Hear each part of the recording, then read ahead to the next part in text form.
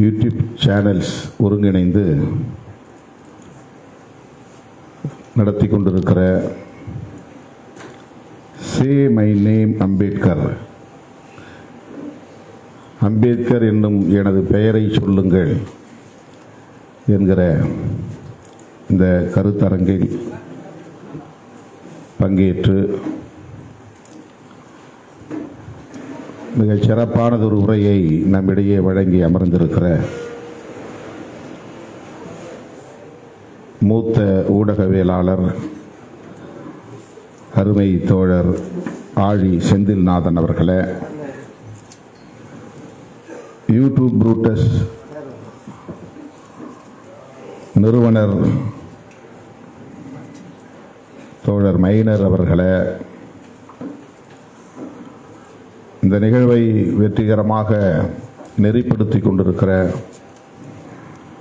ஊடகவியலாளர் தோழர் மில்டன் அவர்களே,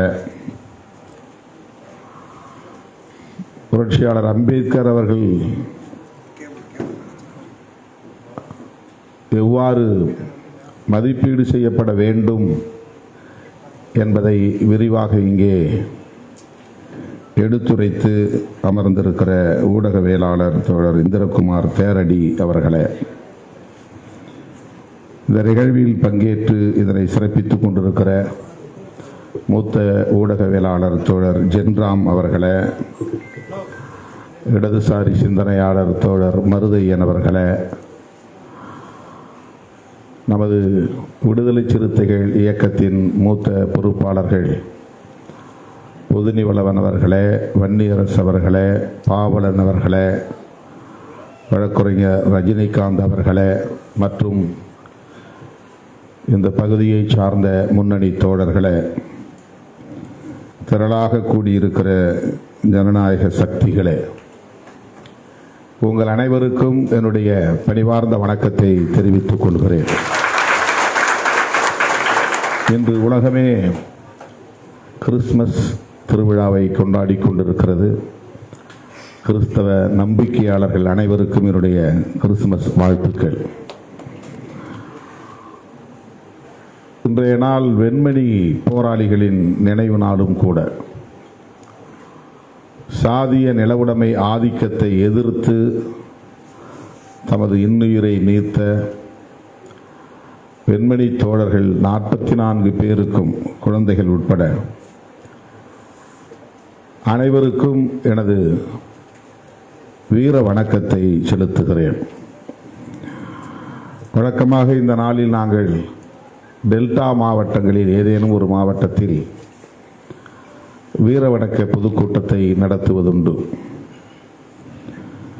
அண்மை காலமாக தலைமையகத்திலேயே அதற்கான நினைவேந்தலை நடத்தி வருகிறோம்.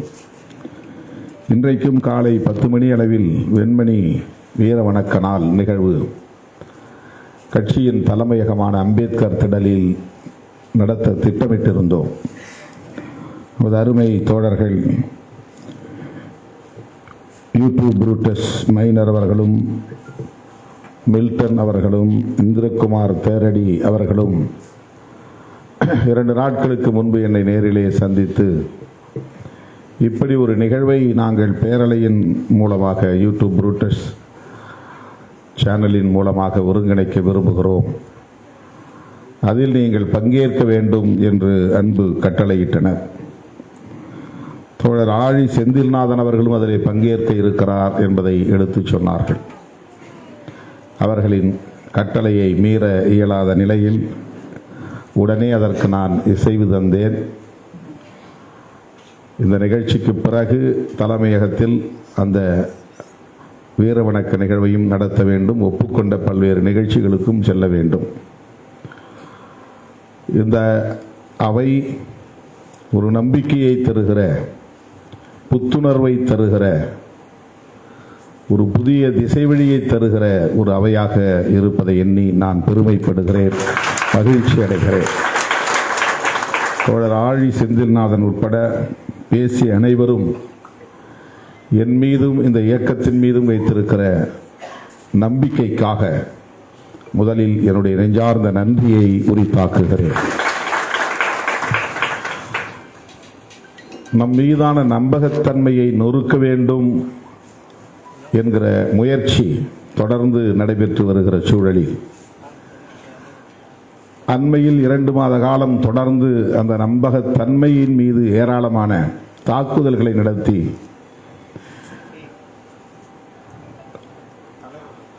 ஒரு பிழையான பிம்பத்தை உருவாக்கி, தவறான பிம்பத்தை உருவாக்கி இந்த இயக்கத்தை வீழ்த்த வேண்டும் என்று பலரும் முயற்சித்த வேளையில் இன்றைக்கு ஆழி செந்தில்நாதன் அவர்களும், மைனர் அவர்களும், மில்டன் அவர்களும், இந்திரகுமார் அவர்களும் ஆற்றிய உரை அந்த சோர்விலிருந்து நம்மை மீட்டெடுத்திருக்கிறது.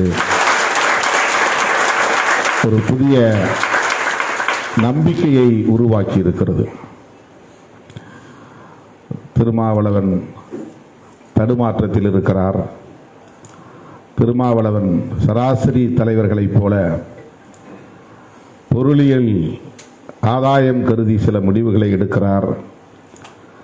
திமுகவின் அழுத்தத்திற்கு பணிந்து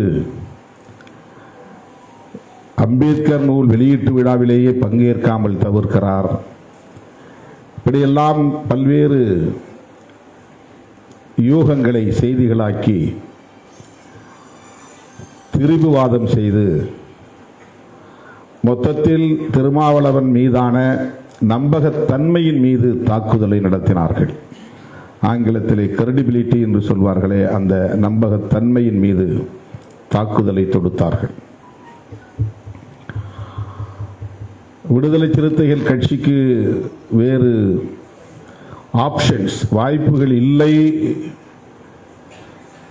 ஆகவே திமுக அழுத்தம் கொடுப்பதும் அதற்கு திருமாவளவன் அஞ்சுவதும் நிகழ்கிறது என்று சொன்னால் கூட அதிலே ஒரு நியாயம் இருக்கும். ஆனால் அரசியல் களத்தில் வேறு வாய்ப்புகள் இருக்கிற சூழலில் அந்த வாய்ப்புகள் தேவையில்லை என்று திருமாவளவன் முடிவெடுக்கிறான் என்றால் அந்த முடிவு எத்தகைய துணிச்சல் வாய்ந்த முடிவு, கொள்கை சார்ந்த முடிவு என்பதை சொல்ல இங்கே பலர் தயாராக இல்லை. அதை பேசாமல் திமுக அழுத்தம் கொடுக்கிறது, அதற்கு பணிந்து விட்டார் என்று சொல்லுகிறார்கள்.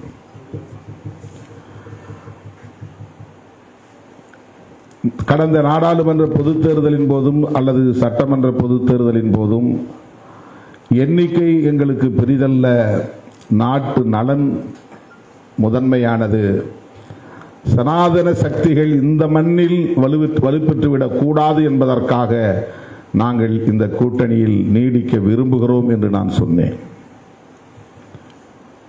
இந்த முடிவு எத்தகைய முடிவு என்கிற கோணத்தில் யாரும் பெரிதாக விவாதிக்கவில்லை. தோழர் ஆழி செந்தில்நாதன் அவர்கள் பேசிய போது ஒன்றை சொன்னார். தமிழ்நாடு, கேரளா ஆகிய 2 மாநிலங்களை தவிர பிற மாநிலங்களில் சனாதன சக்திகள் எந்த அளவுக்கு வலுப்பெற்று இருக்கிறார்கள் என்பதை மிக சிறப்பாக பதிவு செய்தார். அப்படிப்பட்ட பெருமைக்குரிய தமிழகத்தில் அவர்கள் எப்படியாவது காலூன்றி விட வேண்டும், வேரூன்றி விட வேண்டும் என்று பகீரத முயற்சியில் தொடர்ந்து ஈடுபட்டு வருகின்றனர். அவர்களை வலுப்பெற விடாமல் தடுப்பதற்காகத்தான் விடுதலை சிறுத்தைகள் இந்த பெரும் முயற்சியை மேற்கொண்டு வருகிறது. அது ஒரே காரணம்தான்.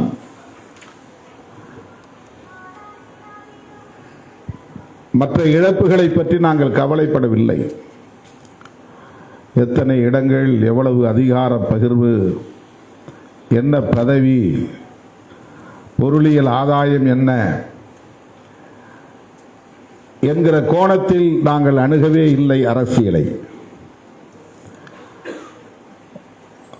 திராவிட இயக்கங்களை பலவீனப்படுத்திவிட்டு சனாதன சக்திகள் இங்கே வேரூன்றினால் எதிர்காலம் எப்படி இருக்கும்? இதைத்தான் தொலைநோக்கு பார்வையோடு நாம் மதிப்பீடு செய்கிறோம்.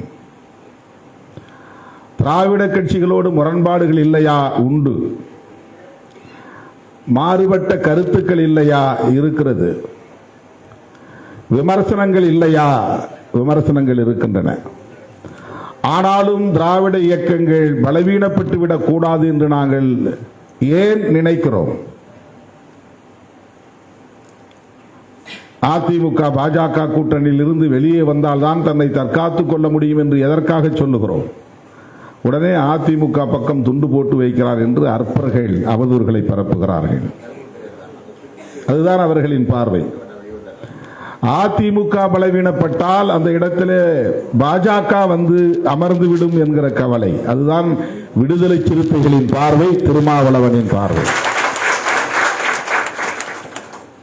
திமுகவை விமர்சிக்கிறோம் என்கிற பெயரில் ஒட்டுமொத்த திராவிட அரசியலையே விமர்சிப்பது எவ்வளவு ஆபத்தானது! திராவிட அரசியலையே வீழ்த்துவது யாருடைய நோக்கம்? வீழ்த்த வேண்டும் என்பது யாருடைய நோக்கம்? நீங்க திமுக என்கிற அரசியல் கட்சியை விமர்சிப்பது என்பது வேறு. அது ஒரு தேர்தல் கட்சி, ஆண்ட கட்சி, ஆண்டு கொண்டிருக்கிற கட்சி. விமர்சிப்பதற்கு ஏராளமான வாய்ப்புகள் இருக்கின்றன, விமர்சிக்கலாம். ஆனால் ஒட்டுமொத்தமாக திராவிட அரசியலையே பிழை என்று பேசுவது சனாதனத்திற்கு துணை போகிற ஒரு அணுகுமுறை என்பதை சுட்டிக்காட்டாமல் இருக்க முடியாது, கண்டிக்காமல் இருக்க முடியாது, அம்பலப்படுத்தாமல் இருக்க முடியாது. திமுகவுக்கு முட்டுக் கொடுக்கிறீர்களா என்று கேட்கிறார்கள். திமுக திராவிட அரசியலை பேசுகிற ஒரு அரசியல் கட்சி. திராவிட அரசியல் என்பது திமுக அரசியலோடு மட்டுமே சுருங்கிவிடக்கூடியதல்ல. திராவிட அரசியல் என்பது ஒரு நெடிய பாரம்பரியம் உள்ள ஆரிய எதிர்ப்பு அரசியல், பார்ப்பனிய எதிர்ப்பு அரசியல், சனாதன எதிர்ப்பு அரசியல். அந்த அடிப்படையை நாம் புரிந்து கொள்ள வேண்டும். ஆகவேதான் என்ன பாதிப்புகள் நேர்ந்தாலும், என்ன இழப்புகள் நேர்ந்தாலும், எந்த விமர்சனங்கள் வந்தாலும் திராவிட முன்னேற்ற கழக கூட்டணியில், மதசார்பற்ற முற்போக்கு கூட்டணியில், விடுதலை சிறுத்தைகளும் சேர்ந்து உருவாக்கிய கூட்டணியில் நீடிப்பது என்கிற முடிவை நாங்கள் எடுக்கிறோம் என்றால் அந்த துணிச்சலை பாராட்டுவதற்கு பதிலாக திமுகவுக்கு முட்டுக் கொடுக்கிறார்கள், திமுகவின் அழுத்தத்திற்கு பணிகிறார்கள் என்று விமர்சிக்கிறார்கள். அப்படிப்பட்ட அற்பர்களின் அவதூறுகளுக்கு இடையிலே ஆழி செந்திநாதன் போன்றவர்கள் விடுதலை சிறுத்தைகள் மீது வைத்திருக்கிற அந்த நம்பிக்கையை எண்ணி நான் பெருமைப்படுகிறேன், மகிழ்ச்சி அடைகிறேன், நன்றி சொல்ல கடமைப்பட்டிருக்கிறேன். இன்றைக்கு அம்பேத்கர் குறித்த விவாதம் தேசிய அளவில் என்பதை விட உலக அளவில் விரிவடைந்திருக்கிறது. உலக அளவில் புரட்சியாளர் அம்பேத்கர் அவர்களை பற்றி ஆதரித்தோ எதிர்த்தோ பேசுகிற இந்த விவாதத்தை தான் நான் என்னுடைய ட்விட்டர் பக்கத்திலே பதிவு செய்கிற போது புரட்சியாளர் அம்பேத்கர் விஸ்வரூபம் எடுக்கிறார் என்று பதிவு செய்கிறேன். விஸ்வம் என்றால் உலகம், ரூபம் என்றால் வடிவம். உலகளாவிய வடிவத்தை, உலகளாவிய பேருருவை அவர் மேற்கொள்கிறார் என்று சொன்னதன் பொருள்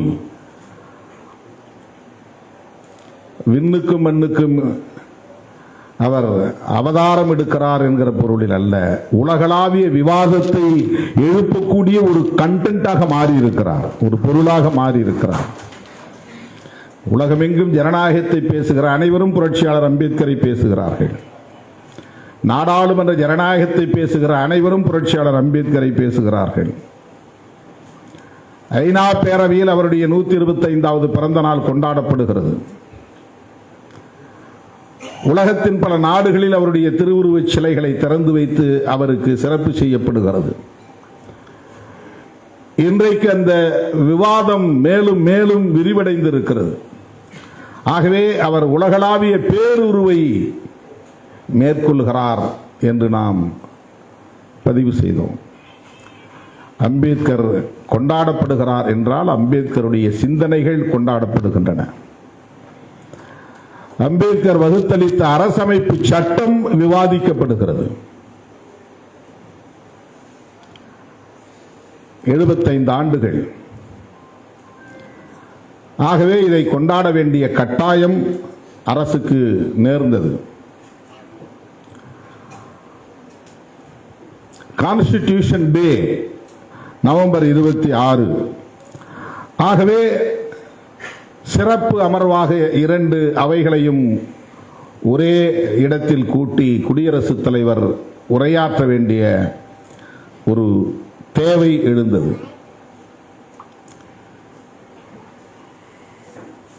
குடியரசுத் தலைவர் மாநிலங்களவை உறுப்பினர்கள் மற்றும் மக்களவை உறுப்பினர்களிடையே உரையாற்றினார். அரசமைப்பு சட்ட தினத்தை போற்றி பேசினார். அரசமைப்பு சட்ட நாள் என்று நவம்பர் 26 ஏற்கனவே கடைபிடிக்கப்பட்டு வந்தது என்றாலும் கூட அது வெகு மக்கள் கடைபிடிக்கக்கூடிய ஒரு நாளாக இந்த பிஜேபி ஆட்சி காலத்தில் தான் அதிகாரபூர்வமாக அறிவிக்கப்பட்டது. மோடி அறிவித்தார் 2015. நீதிமன்றங்களில் மட்டும் அது கொண்டாடப்பட்டு வந்த நிலை மாறி அரசே கொண்டாடக்கூடிய ஒரு சூழல், அப்படி ஒரு நிர்பந்தம் இன்றைக்கு சமூகத்தில் ஏற்பட்டிருக்கிறது. அரசமைப்பு சட்ட தினத்தை கொண்டாட வேண்டும். ஏனென்றால் பாஜகவுக்கு அப்படி ஒரு நிர்பந்தம் ஏற்பட்டது. ஏனென்றால் அவர்கள் ஆட்சி அதிகாரத்தில் அடியெடுத்து வைத்த நாளில் இருந்து பாரதிய ஜனதாவுக்கு எதிரான பல்வேறு விமர்சனங்களுள் முதன்மையான விமர்சனம் இவர்கள் அரசமைப்பு சட்டத்திற்கு எதிரிகள் என்கிற விமர்சனம். தமிழகத்தில் அதை தொடங்கி வைத்த இயக்கம் விடுதலை சிறுத்தைகள் கட்சி. அனைத்து நிகழ்வுகளிலும் அரசமைப்பு சட்டத்தின் சிறப்பை எடுத்து பேசியதோடு மட்டுமில்லாமல் ஏன் பிஜேபி எதிர்க்கிறோம், ஏன் RSS எதிர்க்கிறோம் என்றால் அவர்கள் அரசமைப்பு சட்டத்தை பாராட்டிக்கொண்டே அதை நீர்த்து போகச் செய்கிற அனைத்தையும் செய்கிறார்கள் என்பதனால்தான். ஆக அரசமைப்பு சட்டத்திற்கு எதிரானவர்கள் ஆட்சி பீடத்தில் அமர்ந்திருக்கிற சூழலில் அவர்களுக்கு எதிரான விமர்சனங்களை எதிர்கொள்ள வேண்டிய கட்டாயத்திற்கு ஆளான பாரதிய ஜனதாவும் சங் பரிவார்களும் அம்பேத்கருக்கான பிம்பங்களை உயர்த்தி பிடிப்பதிலே கவனம் செலுத்தினார்கள். அதில் ஒன்றுதான் அரசமைப்பு சட்ட தினத்தை கொண்டாடுவதும் என்கிற அறிவிப்புமாகும். புதுதில்லியிலே அவர் வாழ்ந்த இல்லம் அலிப்பூர் சாலை எண் 26, அந்த இடத்தை இன்டர்நேஷனல் மெமோரியல் சென்டர் என்று சர்வதேச நினைவகமாக இன்றைக்கு அவர்கள் மாற்றி இருக்கிறார்கள். அந்த கட்டிட வடிவமே அரசமைப்பு சட்ட புத்தகம் திறந்து வைத்திருப்பதை போன்ற வடிவம்தான். அந்த நீங்கள் வெளியிலிருந்து பார்த்தால் இந்த ஏரியல் வியூ, மேலிருந்து பார்த்தால் அரசமைப்பு சட்டம் திறந்து வைத்தது இருப்பதை போன்று அது வடிவமைக்கப்பட்டிருக்கும். அந்த டெரஸ் பகுதியிலே பிரியாம்பிள் ஆஃப் தி கான்ஸ்டிடியூஷன் அந்த முகப்புரை அதிலே பதிவு செய்யப்பட்டிருக்கும். இதை பிஜேபி அரசு செய்தது என்பது உண்மைதான். மும்பையிலே அரபிக் கடலோரத்தில் அவருடைய உடல் எரியூட்ட பெற்று அந்த சாம்பல் இன்றைக்கு வைக்கப்பட்டிருக்கிற இடம் நினைவிடமாக கட்டமைக்கப்பட்டிருக்கிறது. அது மிக குறுகிய இடம் என்பதனால் பொதுமக்களின் வேண்டுகோளை ஏற்று பல்வேறு போராட்டங்களுக்கு பிறகு அதற்கு அருகிலே இருந்த அரசுக்கு சொந்தமான நிலத்தை கையகப்படுத்தி 1.5 ஏக்கர் என்று கருதுகிறேன், ஏக்கர் கணக்கில் அந்த நிலத்தை கையகப்படுத்தி அதை விரிவாக்கம் செய்து அந்த இடத்தில் 433 அடி உயரத்திலே புரட்சியாளர் அம்பேத்கருக்கு திருவுருவச் சிலை அமைக்கிறார்கள் என்பதும் உண்மைதான். லண்டனுக்கு அவர் படிக்க சென்ற போது தங்கியிருந்த இல்லம் எது என்று தேடி கண்டுபிடித்து அந்த இல்லத்தை விலைக்கு வாங்கி அம்பேத்கர் நினைவிடம் என்று அங்கே பெயர் சூட்டி இருப்பதும் உண்மைதான். இவையெல்லாம் எதற்காக பிஜேபி செய்கிறது? பிஜேபி அரசு செய்கிறது. அம்பேத்கர் அவர்கள் மீது இவ்வளவு பற்றுள்ளவர்களை எப்படி நாம் விமர்சிக்க முடியும் என்ற கேள்வி எழுவது இயல்புதான். இதுதான் அவர்களின் வெற்றி, இதுதான் அவர்களின் சூது, இதுதான் அவர்களின் சூழ்ச்சி. தந்தை பெரியாரை நேரடியாக தங்களின் கொள்கை பகைவர் என்று அவர்களால் சொல்ல முடிகிறது. புரட்சியாளர் அம்பேத்கரை தங்களின் கொள்கை பகைவர் என்று அவர்களால் அறிவிக்க முடியவில்லை. ஆனால் உண்மையிலேயே பிஜேபி RSS சக்திகளின் முதன்மையான எதிரி, உண்மையான எதிரி புரட்சியாளர் அம்பேத்கர் அவர்கள் தான். அவர் எழுதிய அரசமைப்பு சட்டம் தான். இதை அவர்களால் சொல்ல முடியாது என்பதுதான் பாலிடிக்ஸ், அதுதான் அரசியல். அகில இந்திய அளவில் புரட்சியாளர் அம்பேத்கரை நம்பக்கூடிய மக்கள் எண்ணிக்கை என்பது, இந்த சமூகத்தினரின் எண்ணிக்கை என்பது மிகப்பெரிய சக்தி. அவர்கள் வாக்காளர்களாக இருக்கிறார்கள். 30 கோடிக்கு மேலான அந்த மக்கள் யார் பக்கம் நிற்கிறார்களோ, யாருக்கு வாக்களிக்கிறார்களோ அவர்கள் ஆட்சி அதிகாரத்தை கைப்பற்றக்கூடிய வாய்ப்பை பெறுகிறார்கள். காந்தி காலத்திலிருந்து, அம்பேத்கர் வாழ்ந்த அந்த சமகால தலைவரான காந்தி காலத்திலிருந்தே இந்த ஒடுக்கப்பட்ட மக்கள், அவர்னாஸ் சாதிய சமூக கட்டமைப்புக்கு வெளியே இருந்து அதை எதிர்த்து கொண்டிருக்கிற மக்கள் காந்தியின் மீது நம்பிக்கை வைத்திருந்தார்கள், காங்கிரசின் மீது நம்பிக்கை வைத்திருந்தார்கள். அவர்களுக்கே தொடர்ந்து 100 விழுக்காடு வாக்களித்து வந்தார்கள். காங்கிரஸை அழித்தொழிக்க வேண்டுமானால் காங்கிரசுக்கு தொடர்ந்து வாக்களிக்கக்கூடிய தலித் மற்றும் பழங்குடி மக்களின் வாக்குகளை காங்கிரசுக்கு போக விடாமல் தடுக்க வேண்டும். தலித்துகள் மற்றும் பழங்குடியினரை நேரடியாக காங்கிரசுக்கு வாக்களிக்க வேண்டாம் என்று சொல்லி தடுக்க முடியாது. ஆக அந்த மக்கள் எந்த பிம்பத்தின் மீது நம்பிக்கை வைத்திருக்கிறார்களோ அந்த பிம்பத்தை தம்பயப்படுத்திக் கொள்ள வேண்டும், சுவீகரித்துக் கொள்ள வேண்டும், கையகப்படுத்திக் கொள்ள வேண்டும் என்கிற ஸ்ட்ராட்டஜி RSS உடைய ஸ்ட்ராட்டஜி. பெரியாரை எதிர்ப்பதனால் அவர்களுக்கு ஏற்படுகிற வாக்கு இழப்பு என்பது மிக மிக ஒப்பீட்டளவிலே சொற்பமானது. புரட்சியாளர் அம்பேத்கர் அவர்களை எதிர்ப்பதனால் அவர்களுக்கு ஏற்பட போகிற பாதிப்பு என்பது மதிப்பிட முடியாதது. இப்போதும் தலித்துகளும் பழங்குடியினரும் இந்த 10 ஆண்டுகளுக்கு முன்பு வரையில் அவர்கள் காங்கிரஸ் மீது வைத்திருந்த நம்பிக்கை தான் பெருநம்பிக்கை. காங்கிரஸோடு சேருகிற கட்சியினருக்கு வாக்களித்தார்கள் என்பதுதான் யதார்த்தமான உண்மை. ஆகவே அதை தடுப்பதற்கு தலித்துகளை அரவணைக்க வேண்டிய தேவை அவர்களுக்கு இருக்கிறது. தலித்துகளை அரவணைப்பது என்பது அவர்கள் பெரிதும் நம்புகிற அடையாளமாக இருக்கிற புரட்சியாளர் அம்பேத்கரை சுவீகரித்துக் கொள்ள வேண்டிய தேவை இருக்கிறது. இதுதான் ஸ்ட்ராட்டஜி, இதுதான் அவர்கள் கையாளுகிற உத்தி. 2 முக்கிய காரணங்களுக்காகத்தான் தலித்துகளோடும் அம்பேத்கரை கொண்டாடுவது என்கிற நிலைப்பாட்டோடும் அவர்கள் இணைந்து நிற்கிறார்கள். 2 முக்கிய காரணம். ஒன்று மிக முக்கியமானது காங்கிரஸை பலவீனப்படுத்துவது. 2வது அதிமுக்கியமானது தலித்துகள் சமூகத்தினரிடையே நிகழக்கூடிய மதமாற்றத்தை தடுப்பது. இந்தியா முழுவதும் நாள்தோறும் தலித்துகள் ஏதேனும் ஒரு வகையிலே மதம் மாறிக்கொண்டே இருக்கிறார்கள். இந்தியாவில் இருக்கிற கிறிஸ்தவர்களில் பெரும்பான்மை தலித்துகள் தான். இந்தியாவில் இருக்கிற இஸ்லாமியர்களில் பெரும்பான்மை தலித்துகள் தான். இந்தியாவில் இருக்கிற பௌத்தர்கள் முழுக்க தலித்துகள் தான். இப்படி சொல்லிக்கொண்டே போகலாம். இந்து மதம் நாளுக்கு நாள் பலவீனமடைவதற்கு காரணம் இங்கே மாஸ் கன்வர்ஷன் நிகழ்ந்து கொண்டே இருக்கிறது. கிராமம் கிராமமாக மக்கள் வேறு மதங்களை தழுவுகிறார்கள். இந்து மதத்தில் இருந்து வெளியேறிக் கொண்டிருக்கிறார்கள். அந்த அடையாளங்களை துறந்து கொண்டே இருக்கிறார்கள்.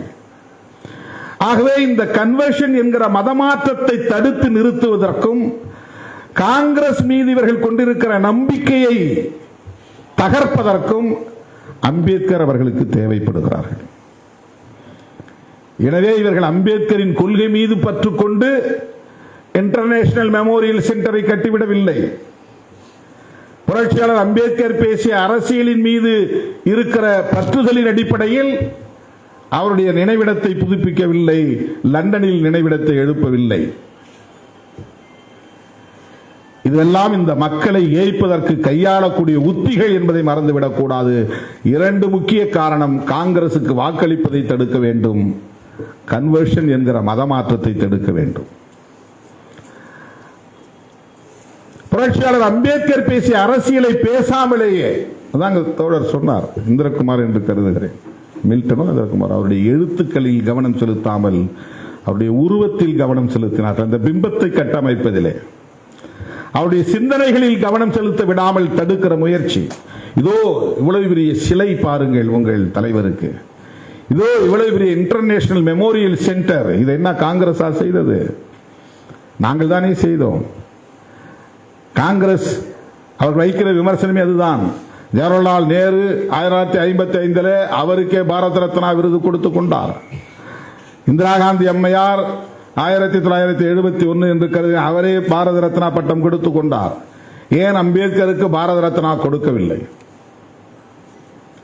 விபி சிங் கொடுத்தார். அப்போது இவர்கள் விபி சிங் ஆட்சிக்கு ஆதரவளித்துக் கொண்டிருந்தார்கள். இவர்கள் ஒன்றும் அம்பேத்கருக்கு பாரத ரத்னா கொடுங்கள் என்று ரெக்கமெண்ட் செய்யவில்லை.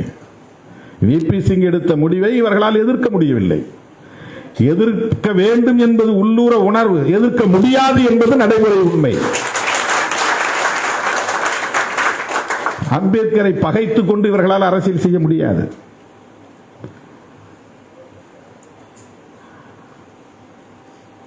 ஆகவே இவர்கள் அம்பேத்கரின் சிந்தனைகளை போற்றவில்லை.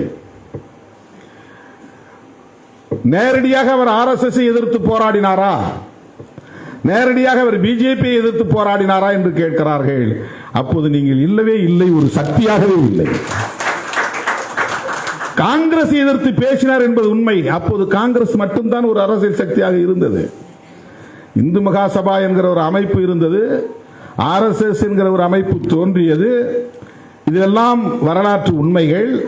ஆனால் இவர்கள் அப்போது எங்கே இருந்தார்கள் என்றால் அதுதான் கசப்பான உண்மை. இந்த RSS உணர்வாளர்கள், சனாதன சக்திகள் எங்கே இருந்தார்கள் என்றால் வெளிப்படையாக ஒப்புக்கொள்ள வேண்டிய உண்மை, காங்கிரஸில் இருந்தார்கள்.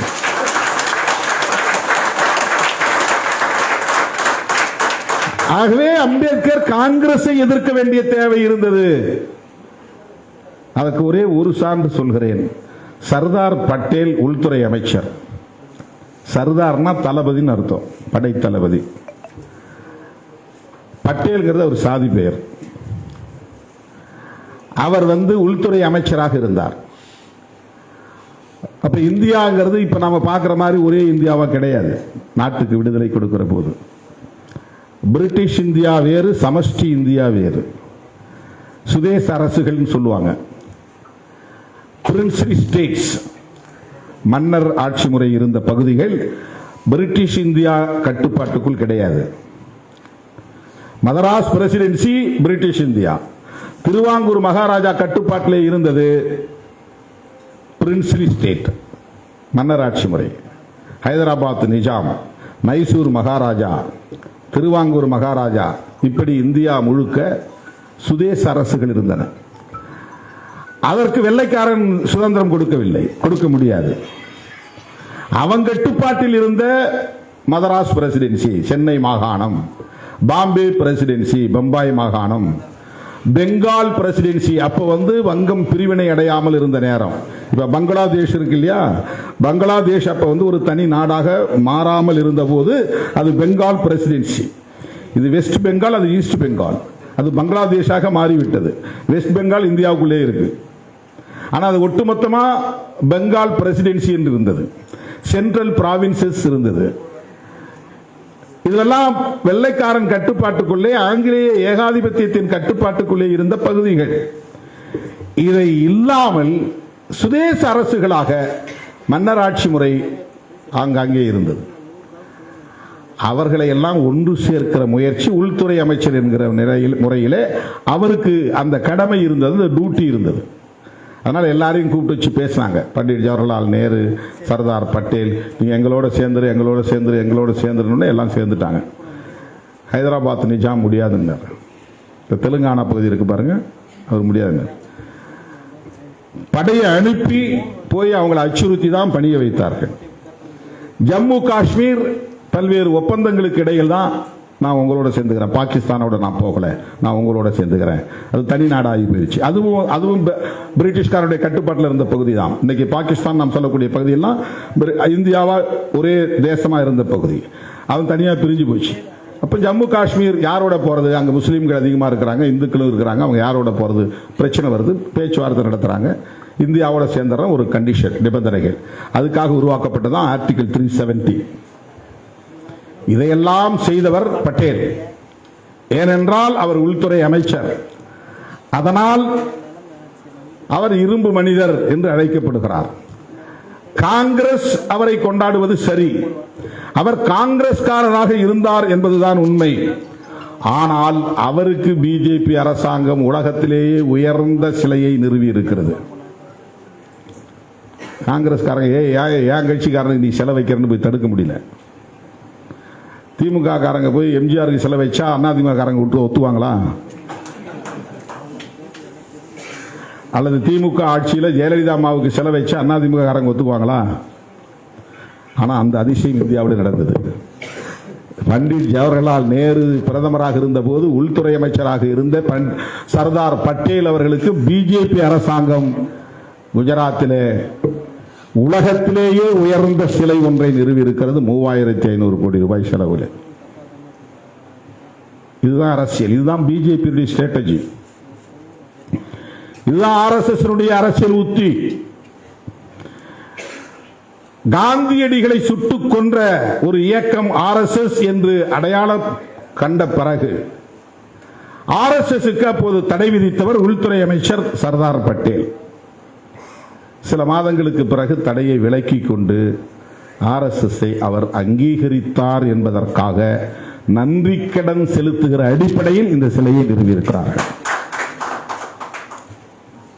பட்டேலை போல ஏராளமானவர்கள் காங்கிரசுக்குள்ளே இருந்தார்கள்.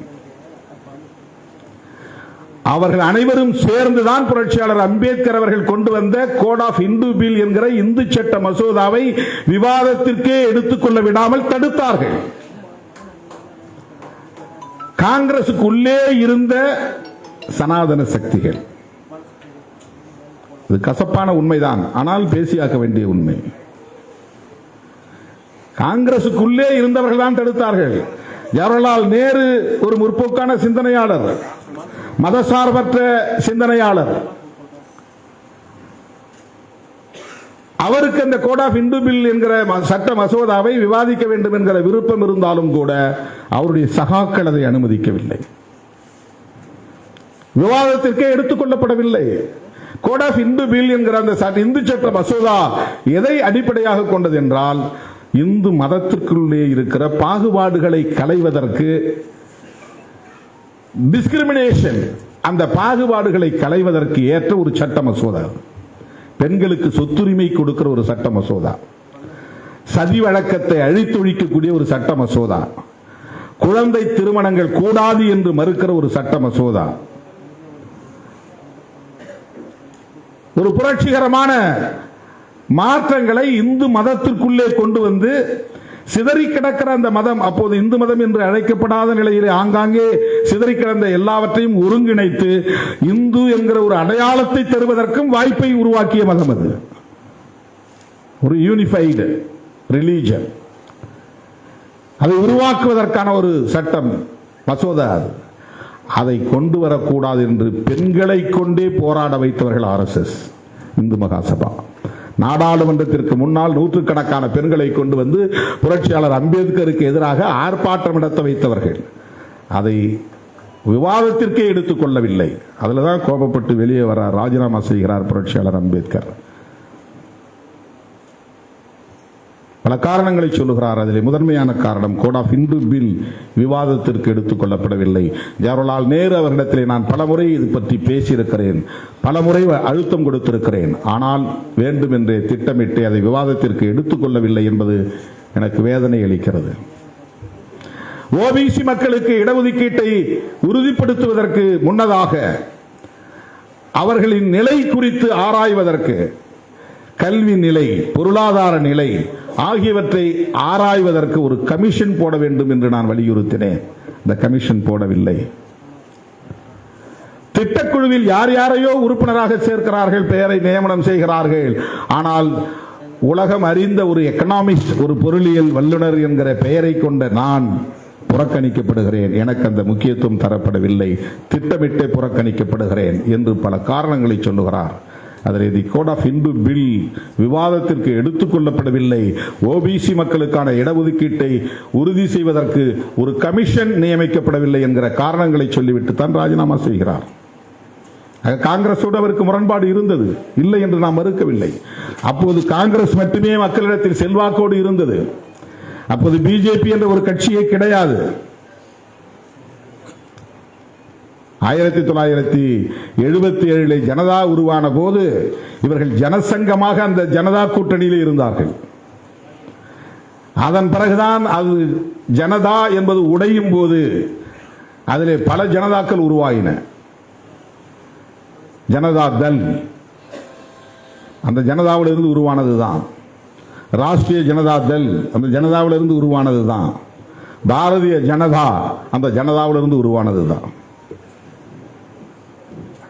ஜனதா தள் யுனைடெட், ஜனதா தள் செக்யூலர், இதெல்லாம் இவர்கள்லாம் எங்க இருந்தாங்கன்னா ஜனதாங்கிற கூட்டணிக்குள்ள இருந்தாங்க. மொரார்ஜி தேசாய், சரண் சிங் இவர்கள் எல்லாம் இருந்த அந்த கூட்டணிக்குள்ள இருந்தாங்க. அதுல ஒரு அமைப்பு தான் ஜனசங். ஜனசங் என்பதுதான் RSS அரசியல் பிரிவு. இந்த ஜனசங்கம் தான் பின்னாளில் பாரதிய ஜனதா என்று தன்னை அடையாளப்படுத்திக் கொண்டு தேர்தலில் நின்று 84 2 MP, 2024 விடுதலை சிறுத்தைகள் கட்சிக்கு 2 MP, 1984 பாரதிய ஜனதா கட்சிக்கு 2 MP. அந்த 2 MPயை கொண்டு அவர்கள் பல்வேறு உத்திகளை கையாண்டு பாபர் மசூதி இடிப்பு வரையில் சென்று பெரும்பான்மைவாத அரசியலை கையில் எடுத்து எங்களுக்கு சிறுபான்மையினர் வாக்குகள் தேவையில்லை என்று வெளிப்படையாக அறிவித்து சிறுபான்மை மக்களுக்கு எதிரான வெறுப்பு அரசியலை வெளிப்படையாக பேசி மதவாதத்தையே பெரும்பான்மைவாதமாக முன்னிறுத்தி அவர்கள் இந்த ஆட்சி அதிகாரத்தை கைப்பற்றினார்கள். ஆட்சி அதிகாரத்தை தக்க வைத்துக் கொள்வதற்கு தலித்துகள், பழங்குடிகளை அரவணைக்க வேண்டிய தேவை இருக்கிறது. ஏன்னா இந்தியா முழுக்க அவர்கள் இருக்கிறார்கள், மிக பெரும்பான்மை ஒரு சக்தியாக இருக்கிறார்கள். அவர்களை இவர்கள் வெளிப்படையாக பகைத்துக் கொள்ள முடியாது என்கிற நிலையிலே இந்துத்துவ தலைவர், அவர் இந்துத்துவ அம்பேத்கர், அவர் கிறிஸ்தவத்தை தழுவவில்லை, அவர் இஸ்லாத்தை தழுவவில்லை. ஏனென்றால் அவை வெளிநாட்டு மதங்கள். அம்பேத்கர் எந்த இடத்திலும் அப்படி சொல்லல. இது எவ்வளவு பெரிய அப்பட்டமான பொய், அண்ட புழுகு, ஆகாச புழுகு, எவ்வளவு மோசமான ஒரு திரிபுவாதம், எவ்வளவு பெரிய மோசமான திரிபுவாதம். இதுதான் ஆபத்தானது. அம்பேத்கரை விழுங்கி செரிக்க பார்க்கிறார்கள். இதை தடுக்கவில்லை என்று சொன்னால் மிகப்பெரிய ஆபத்தை இந்த தேசம் சந்திக்கும். அந்த பொறுப்புணர்வோடு இயங்குகிற இயக்கம் தான் விடுதலை சிறுத்தைகள் கட்சி. அந்த தெளிவோடு இயங்குகிற இயக்கம் தான் விடுதலை சிறுத்தைகள் கட்சி. வேற என்ன தனிப்பட்ட முறையில் அவங்களுக்கு நமக்கு என்ன பிரச்சனை இருக்கு? ஆகவே பிஜேபி காங்கிரஸை விமர்சிக்கிறது. அப்படி விமர்சிக்கிற நேரத்தில், தேர்தல் நேரத்திலே அம்பேத்கரை கான்ஸ்டிடியூயன்ட் அசம்பிளிக்குள்ள உள்ள நுழைவிடாம தடுக்க முயற்சி பண்ணீங்க, தோக்கடிச்சிங்க. ஆனால் உண்மையிலே அம்பேத்கரை பதிவு செய்திருக்கிறார். நாம் அண்மையில் வெளியிட்ட அறிக்கையை நீங்கள் படித்தால் தெரியும். அவரை தோற்கடிக்க பெருமுயற்சி எடுத்துக்கொண்டவர் வீர் சவார்கர். சாவர்கர், அவர் பேர் சாவர்கர் தான், வீரர் சாவர்கர்ன்றாங்க. சாவர்கர் அம்பேத்கருக்கு எதிராக பிரச்சாரம் செய்தார். தேர்தலில் யார் நின்னாலும் தோக்கடிக்கும் தான் நினைப்போம். அது ஒரு எலக்டோரல் மோட்டிவ் தானே. இப்போ என்னை எதிர்த்து ஐயா நல்ல நிற்கிறாருன்னா நான் உடனே வேண்டான்னு பின்வாங்க மாட்டேன். எப்படியாவது நான் ஜெயிக்கணும்னு நினைப்பேன். அது நல்ல மனிதர், உயர்ந்த மனிதர், அவர் வெற்றி பெற்றால் நல்லது, அவர் வெற்றி பெறணும் அப்படின்னு எனக்கு மனசுக்குள்ளே இருந்தாலும் நான் தான் காம்படிட்டார்னா நான் என்ன நினைப்பேன்? நான் ஜெயிக்கணும்னு தான் நினைப்பேன். அப்போ காங்கிரஸை கடுமையாக விமர்சித்துக் கொண்டிருந்தவர் புரட்சியாளர் அம்பேத்கர். காந்தியை மகாத்மா என்று சொன்னால் அதை என்னால் ஏற்றுக்கொள்ள முடியாது என்று வெளிப்படையாக சொன்னார். உதடுகளிலே புன்னகையையும் அக்குலிலே கத்தியையும் மறைத்து வைத்துக் கொண்டிருக்கிற ஒரு நபர் உங்களுக்கு மகாத்மா என்று சொன்னால் அவரும் மகாத்மா தான் என்று சொன்னார். இந்த விமர்சனம் யாரும் காந்தி பண்ணது கிடையாது.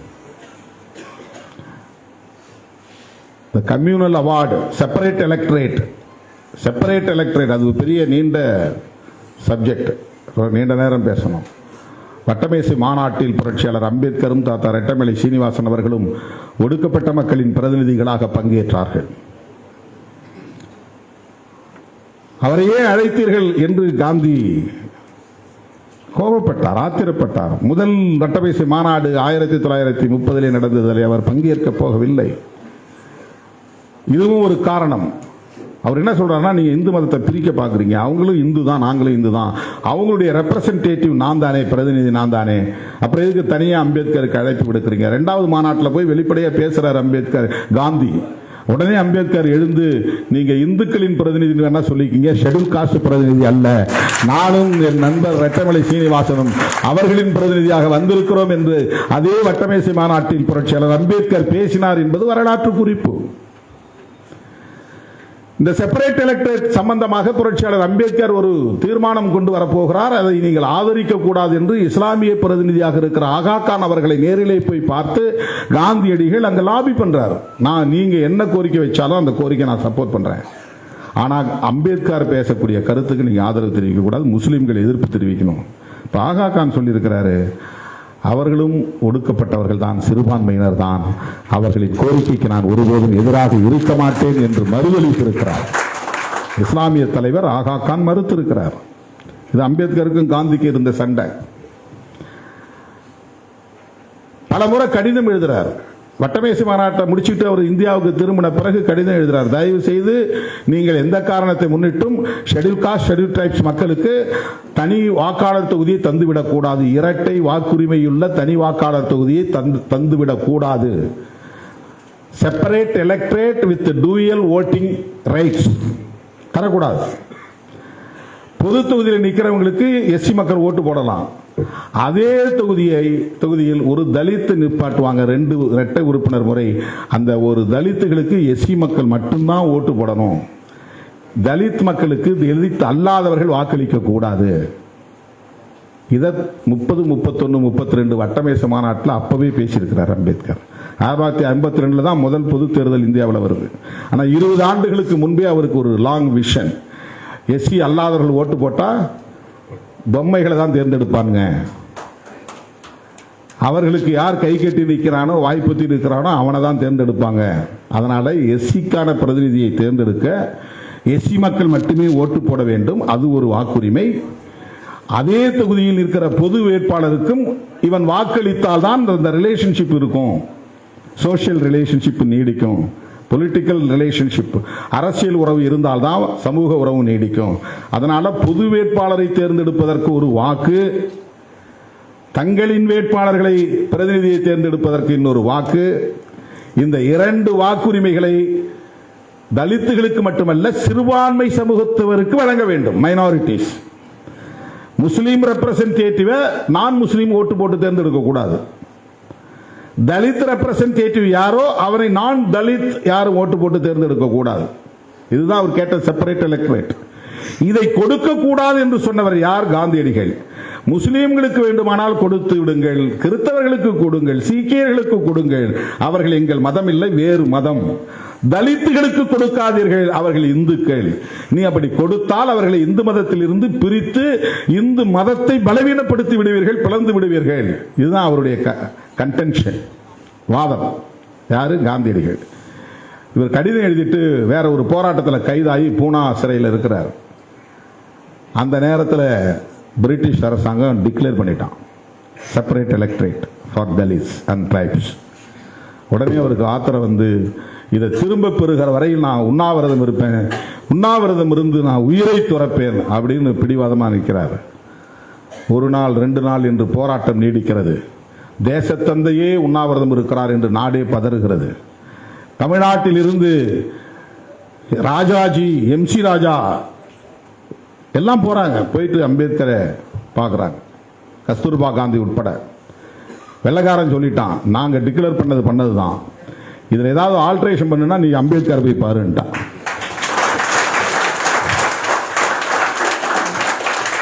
அவர் ஏதாவது மாற்று செயல் திட்டம் கொடுத்தா நாங்கள் கன்சிடர் பண்றோம்ட்டான்.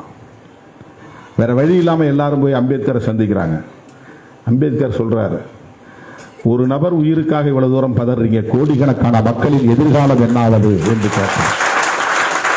அவர் இறந்தால் இறக்கட்டும் என்றுதான் சொல்லுகிறார். கோடிக்கணக்கான மக்களின் எதிர்காலத்தை நான் பாழாக்க முடியாது, காந்தியடிகள் இறந்தாலும் எனக்கு கவலை இல்லை என்றுதான் சொல்லுகிறார். கட்டாயப்படுத்தி அவரை அழைத்துக் கொண்டு போய் நீங்கள் சந்தியுங்கள், அதன் பிறகு முடிவு செய்யலாம் என்று சந்திக்க வைக்கிறார்கள். போன உடனே இவர்கள் என்ன நினைத்தார்கள் என்றால், அவர் சன்னியாசி கோலத்தில் இருக்கிறார், அவர் தேசப்பிதாவாக உயர்ந்து நிற்கிறார், மிகப்பெரிய ஒரு சக்தி, அவரை பார்த்ததும் அம்பேத்கர் கரைந்து போவார், காலடியில் விழுந்து விடுவார் என்றுதான் எதிர்பார்த்தார்கள். ஆனால் புரட்சியாளர் அம்பேத்கர் போன உடனேயே நெருப்பாய் எழுந்தார், ஆவேசமா பேசினார். நீங்களும் உங்க காங்கிரஸ் கட்சி இந்த தலித் மக்களுக்கு என்ன செய்தீர்கள்? தீண்டாமை ஒழிக்க என்ன செய்தீர்கள்? கதர் சட்டை போடுறவன் தான் காங்கிரஸ்காரன் ஆகலாம் என்று நிபந்தனை விதிக்கிற நீங்கள் தீண்டாமையை கடைபிடிக்காதவன் தான் காங்கிரஸில் சேரலாம் என்று சொல்லி இருக்கிறீர்களா? இதை ஒரு புத்தகமாக எழுதினார். What Gandhi and Congress done to touch untouchables. தீண்டப்படாத மக்களுக்கு என்ன செய்திருக்கிறீர்கள்? எவ்வளவு பெரிய வால்யூம் புத்தகமே இருக்கிறது. காந்தியடிகளை நேருக்கு நேர் எதிர்த்தவர் புரட்சியாளர் அம்பேத்கர். நாலாவது நாள் பதற்றம் பெருகி அவர் உயிர் போனால் என்னாவது, ஒட்டுமொத்த தலித் மக்களையே இவர்கள் அழித்தொழித்து விடுவார்களே என்கிற நிலையில் அவர் பூனா ஒப்பந்தத்தில் கையெழுத்திடுகிறார். காந்தி கையெழுத்திடல, அம்பேத்கரும் அவருடைய பிரதிநிதிகளும் கையெழுத்திட்டாங்க. அது ஒரு நீண்ட வரலாறு, அதுக்குள்ள போனா மணிக்கணக்கில் நீளும். காந்தியோடு அப்படி முரண்பட்டார் அம்பேத்கர் என்பதற்காக சொல்லுகிறேன். காங்கிரஸை கடுமையாக விமர்சித்தார் அம்பேத்கர் என்பது உண்மைதான். ஏன் இந்த ரெண்டு கட்சிகளும் பாகுபாடுகள் நிறைந்த இந்துத்துவத்தை அல்லது இந்து மதத்தை பாதுகாக்க வேண்டும் என்பதில் உறுதியாக இருக்கிறார்கள். அதுதான் அம்பேத்கருக்கு இருந்த கோபம். இதை இன்றைக்கு பிஜேபி விமர்சிக்கிறார். இதை எடுத்து சொல்லுகிறார்கள். நேரு, காந்தி இவர்கள்லாம் அம்பேத்கர் நீங்க அரவணைத்தீர்களா? எதிர்த்தவர்கள் தானே, தோற்கடித்தவர்கள் தானே.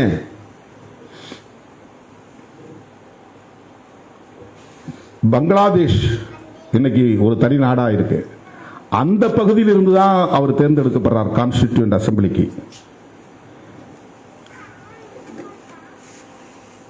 நாடு பிரிவினையான பிறகு அவருடைய உறுப்பினர் பதவி தானாக இழந்து போகிறது. ஏன்னா அந்த நாடே பிரிஞ்சு வேற இடத்துக்கு போயிடுச்சு, வேற நாடாகி போயிடுச்சு. அப்போ அவர் மெம்பராக இருக்க முடியாது. இப்போ மறுபடியும் அவர் மெம்பர் ஆகணும். அப்போ அரசியல் நிர்ணய சபையின் தலைவராக இருந்த டாக்டர் ராஜேந்திர பிரசாத் வெளிப்படையாக சொல்றாரு, அவர் மறுபடியும் வரணும் அரசியல் நிர்ணய சபைக்கு. காங்கிரஸ் சப்போர்ட் பண்ணி அவர் மறுபடியும் போனார் உள்ள. இந்த வரலாறு பிஜேபி பேசுறது இல்லை. அதுக்கு பிறகுதான் டிராப்டிங் கமிட்டி போடுறாங்க. 22, 23 குழுக்கள் அரசியல் நிர்ணய சபையில உருவாக்கப்படுகிறது. அதிலே ஒன்று டிராப்டிங் கமிட்டி. இந்த டிராப்டிங் கமிட்டிங்கிறது தான் அரசியல் சட்டத்தை வரைவு குழு, வரையக்கூடிய குழு. அதனுடைய தலைவராக இவரை தேர்ந்தெடுக்கப்படுறாங்க. அப்ப அம்பேத்கர் பேசுறாரு, நான் இந்த கான்ஸ்டிடியூண்ட் அசம்பிளியில மெம்பர் ஆகணும்னு விரும்பினது எதற்காகனா, இந்த சாதாரண எளிய மக்களின் உரிமைகளுக்காக குரல் கொடுக்க வேண்டும் என்பதற்காக மட்டும்தான் நான் வந்தேன்.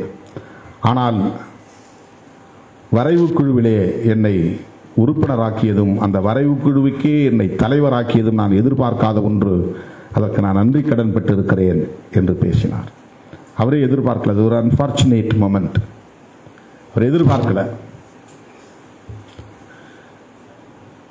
ஏன் அம்பேத்கர் அவர்களை அன்றைக்கு தேர்வு செய்தார்கள் என்றால், உயர்ந்த சாதி என்று சொல்லிக் கொண்ட யாரும் இந்தியாவின் தலைவிதியை தீர்மானிக்கிற வல்லமை பெற்றவர்களாக இல்லை என்பதுதான்.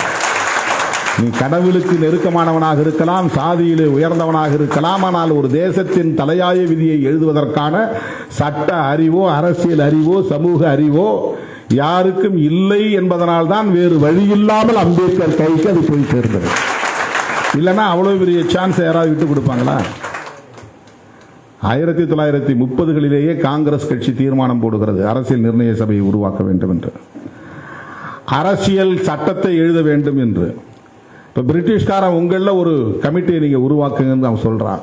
அப்போ மோத்திலால் நேரு தலைமையில் ஒரு கமிட்டி போடுறாங்க. யார் மோத்திலால் நேரு? பண்டிட் ஜவஹர்லால் நேரு அவர்களின் தந்தை அவர் ஒரு பாரத்லா பாரிஸ்டர். அவர் தலைமையில் போட்ட குழு ஒரு சட்டத்தை தயாரித்து வரைவு நகலை தயாரித்து கொடுத்தார்கள். ஆனால் பிரிட்டிஷ் அரசாங்கம் அதை நிராகரித்து விட்டது. அதில் அந்த வேல்யூஸ் இல்லை, அதற்கான அடிப்படை கூறுகள் இதிலே இல்லை. ஆகவே இதற்கு தகுதியானவர் புரட்சியாளர் அம்பேத்கர் அவர்கள் என்பதை அந்த அரசியல் நிர்ணய சபை தீர்மானித்து அந்த பொறுப்பை அவரிடத்திலே கொடுத்தார்கள்.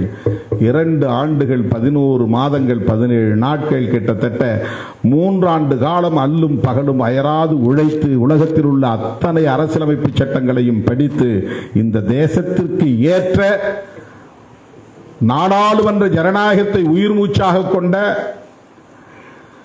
ஒரு அரசமைப்பு சட்டத்தை வகுத்தளித்தவர் புரட்சியாளர் அம்பேத்கர் அவர்கள். அந்த அரசமைப்பு சட்டம் உயிர்ப்போடு இருந்தால் மட்டுமே இந்த தேசத்தை கட்டமைக்க முடியும். ஏன்னா இந்த கான்ஸ்டிடியூஷன் வந்த நேரத்தில் நேஷன்ஹுட் இல்லை, ஒரு தேசமாகவே இது இல்லை. எல்லாத்தையும் இணைச்சாங்க, ஆனால் அவன் தனித்தனியாக தான் இருக்கிறான். பல மதங்கள், பல மொழிகளை பேசுகிற பல்வேறு தேசிய இனங்கள், சுதேச அரசுகளாக இருந்த பாரம்பரியம் உள்ள பகுதிகள், பிரிட்டிஷ் அரசாங்கத்தின் கட்டுப்பாட்டில் இருந்த வேறு ஆட்சி நிர்வாக முறையை கொண்ட பகுதிகள், இதெல்லாம் ஒன்னா சேர்க்கணும். இதுக்கு ஒரு நேஷன்ஹுட் வேணும், ஒரு தேசிய அடையாளம் வேணும். இதை ஒரு தேசமாக்க வேண்டும். இதை ஒரு தேசமாக்க வேண்டும் என்கிற இடத்தில் தான் அரசமைப்பு சட்டத்தின் தேவை எழுகிறது. ஒரே அரசமைப்பு சட்டம், ஒரே நீதி நிர்வாக முறை, ஒரே வகையிலான ஆட்சி நிர்வாக முறை,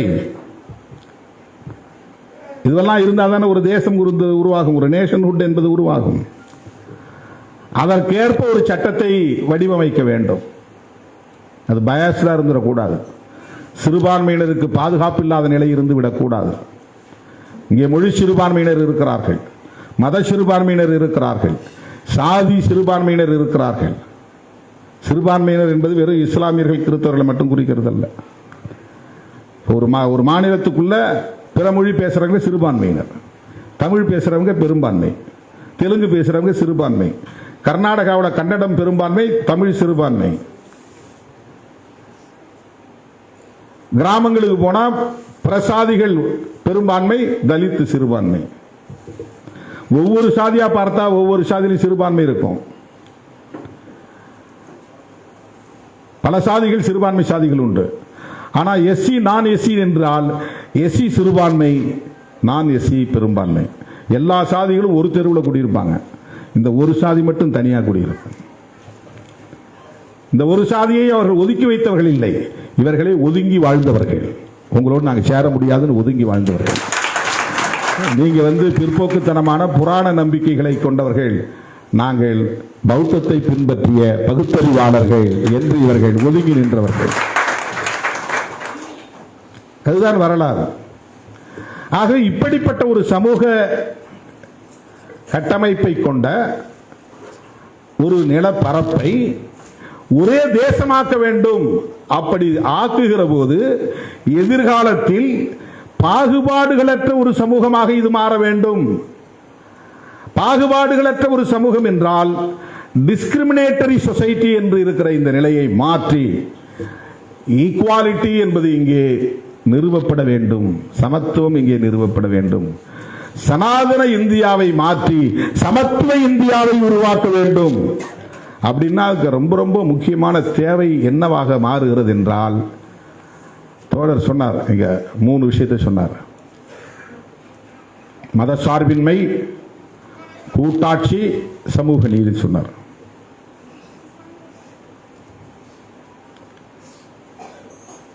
அரசமைப்பு சட்டத்தில் முக்கியமான அடிப்படை கூறுகள் சோசலிசம், செக்குலரிசம், ஃபெடரலிசம், புளூரலிசம். இந்த 4 ரொம்ப முக்கியமான கோட்பாடுகள். சோசலிசம் என்பது சமதர்மம், செக்குலரிசம் என்பது மதசார்பின்மை, ஃபெடரலிசம் என்பது கூட்டாட்சி தத்துவம், புளூரலிசம் என்பது பன்மைத்துவம். இந்தியாவுக்குள்ள எத்தனை மதங்கள் இருக்கலாம், புளூரலிசம். எத்தனை மொழியை பேசக்கூடிய தேசிய இனங்களும் இருக்கலாம். புளூரலிசம், பன்மைத்துவம். அவரவருக்கு அந்தந்த தனித்துவம் பாதுகாக்கப்பட வேண்டும். ஆனால் ஒரு நேஷன்ஹுட் உருவாக வேண்டும். இது எவ்வளவு பெரிய சிக்கலான ஒரு வாழ்க்கை முறை பாருங்க. எத்தனை தேசிய இனங்களும் இருக்கலாம், எத்தனை மதங்களும் இருக்கலாம். அந்த பன்மைத்துவம் பாதுகாக்கப்படுகிற அதே சூழலில் ஒரு தேசம் உருவாக வேண்டும். ஒரு நேஷன்ஹுட் என்பது உருவாக வேண்டும். இது ஒரு தேசமாக உருவாக வேண்டும். அங்கே பாகுபாடுகள் அற்றதாகவும் இருக்க வேண்டும். பாகுபாடுகள் அற்றதாக இருக்க வேண்டும். அதுதான் அடிக்கோடு. டிஸ்கிரிமினேஷன் இருக்கக்கூடாது. இந்த நேம் ஆஃப் காஸ்ட், இந்த நேம் ஆஃப் ரிலீஜன், இந்த நேம் ஆஃப் ஜெண்டர். ஆண் பெண் என்கிற அடிப்படையில் பாகுபாடுகள் இருக்கக்கூடாது. இந்து அல்லாதவர்கள் என்கிற பாகுபாடுகள் இருக்கக்கூடாது. உயர்ந்த சாதி தாழ்ந்த சாதி என்கிற பாகுபாடுகள் இருக்கக்கூடாது. வர்ணாசிரம அடிப்படையில் பாகுபாடுகள் இருக்கக்கூடாது. பாகுபாடற்ற ஒரு தேசத்தை கட்டமைக்க வேண்டுமானால் மதசார்பின்மை என்பது இந்த தேசத்தின் ஆன்மாவாக இருந்தாக வேண்டும். ஏன் மதசார்பின்மை? நீ குடிமகனாக இருக்கிறவன் எந்த மதத்தையும் பின்பற்றலாம். அரசாங்கம் எந்த மதத்தையும் சார்ந்து இருக்கக்கூடாது. அதுதான் மதசார்பின்மை. எல்லா நாடுகளுக்கும் அரச மதம் இருக்கிற போது ஏன் இந்தியாவுக்கு அரச மதம் இருக்கக்கூடாது? இது லாஜிக்கல் கொஸ்டின். ஆர்எஸ்எஸ் கேட்கறது ரொம்ப லாஜிக்கலான ஒரு கொஸ்டின். பிஜேபி கேட்பது லாஜிக்கல் கொஸ்டின் தான். தர்க்க ரீதியாக பார்த்தால் இது சரி. இலங்கை ஒரு பௌத்த நாடு, சீனா ஒரு பௌத்த நாடு, பாகிஸ்தான் ஒரு முஸ்லீம் நாடு, அரபு நாடுகள் எல்லாம் முஸ்லீம் நாடுகள், ஐரோப்பிய நாடுகள் எல்லாம் கிறிஸ்தவ நாடுகள், ஆசிய நாடுகள் எல்லாம் பௌத்த நாடுகள். ஆசியா கண்டத்திற்குள்ளே சிக்கியிருக்கிற இந்தியா மட்டும் மதசார்பற்ற நாடாக இருக்க வேண்டுமா? இந்தியாவுக்கு ஏன் மதம் அரச மதம் இருக்கக்கூடாது? நல்ல கேள்வி, அருமையான கேள்வி, லாஜிக்கலான கேள்வி. ஆனால் எந்த மதத்தை அரச மதமாக அறிவிப்பது? பாகுபாடுகள் அற்ற ஒரு மதம் தேவை. கிராமம் கிராமமாக இங்கே சாதி அடிப்படையில் உயர்வு தாழ்வு என்கிற கொடுமை நீடிக்கிறது. சரிபாதியாக மக்கள் தொகையில் இருக்கிற பெண்கள் இங்கே சூத்திரர்களாக நடத்தப்படுகிற கேவலம் இருக்கிறது. அவர்களுக்கும் தீட்டு உண்டு. அவர்களுக்கு சொத்துரிமை இல்லை, அவர்களுக்கு அதிகாரம் இல்லை, அவர்களுக்கு கல்வி இல்லை. அவர்கள் மிக கொடூரமான முறையிலே நசுக்கப்படுகிற அவலம் தொடர்கிறது. இதற்கெல்லாம் எது காரணம்? இவற்றை இங்கே கட்டமைத்திருக்கக்கூடிய ஒரு கோட்பாடு. அந்த கோட்பாடு எது? சனாதனம். அந்த சனாதனத்தை அடிப்படையாக கொண்ட மதம் எது? அதுதான் நீ சொல்லுகிற இந்து மதம்.